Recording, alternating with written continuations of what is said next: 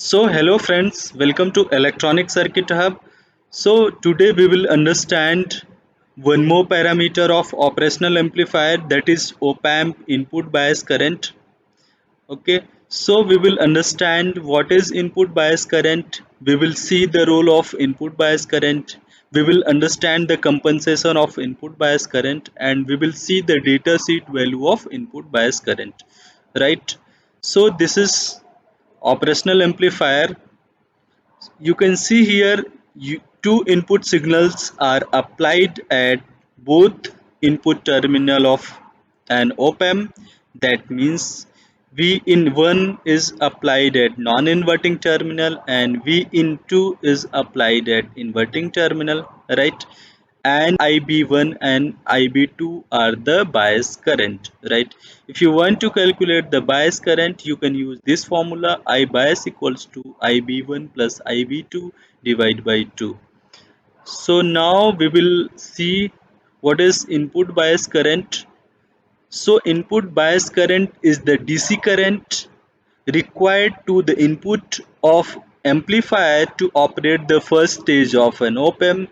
That means if you look the internal block diagram of operational amplifier, the first stage is differential amplifier, and in differential amplifier, to drive the differential amplifier there is two transistor connected, and to drive that transistor you need to have some current, drive current. Okay, that drive current is called the bias current, right?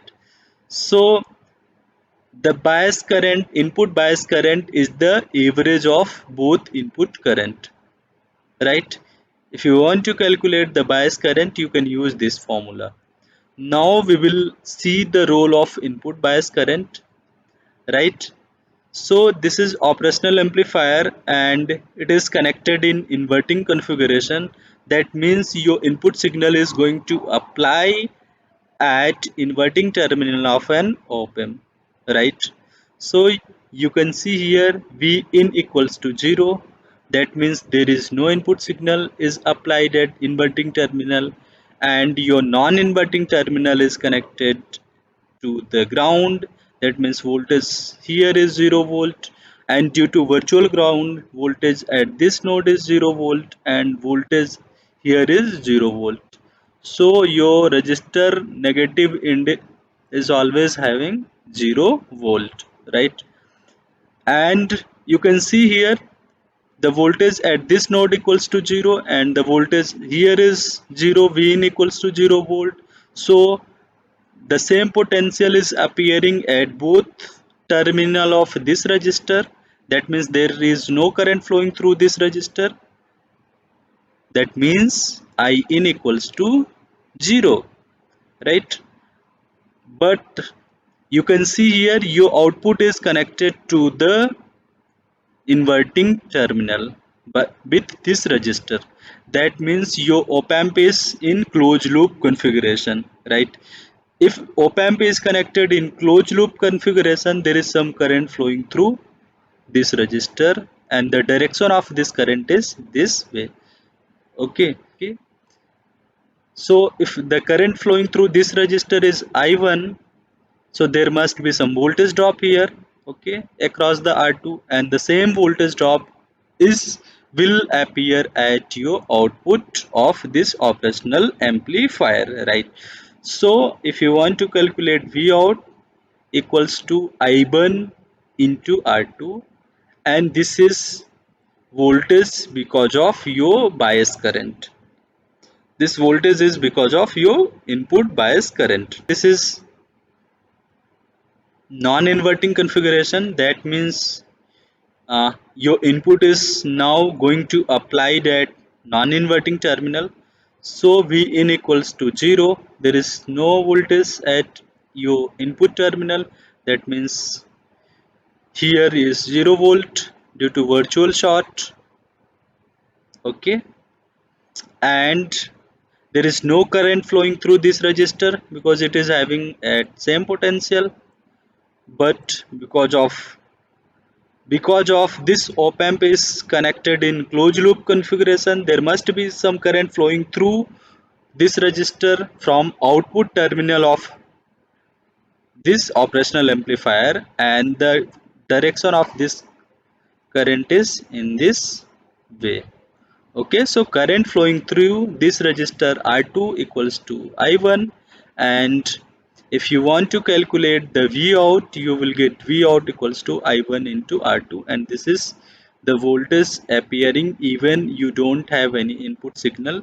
Because now the question is, how do we compensate the input bias current? That means compensation of input bias current, right?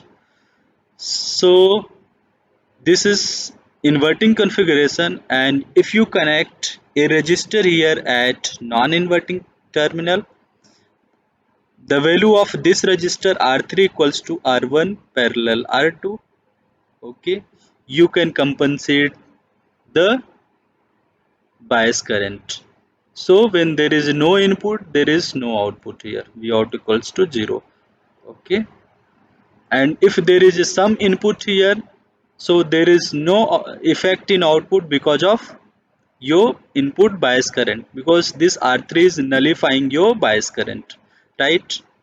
So this is non-inverting configuration, and if you connect this resistor R3 equals to R1 parallel R2, this will nullify the effect of your bias, and your output equals to 0 when there is no input, and if there is some input is applied at your non-inverting terminal, this resistor will nullify the effect of your input bias current. Alright.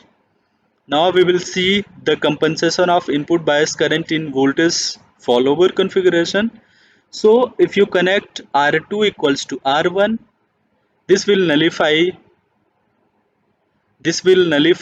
your bias current, and your V out equals to 0 if I1 equals to I2, right? So now we will see the data sheet value of input bias current. So you can see here the input bias current IB equals to plus minus 1 pico ampere. Okay, and this data sheet is for MCP 6001, and industrial temperature, for this temperature plus 85 it would be 19 picoampere, for 125 it would be 1100 picoampere. So thanks for watching this lecture. If you have any question, feel free to ask me in comment section.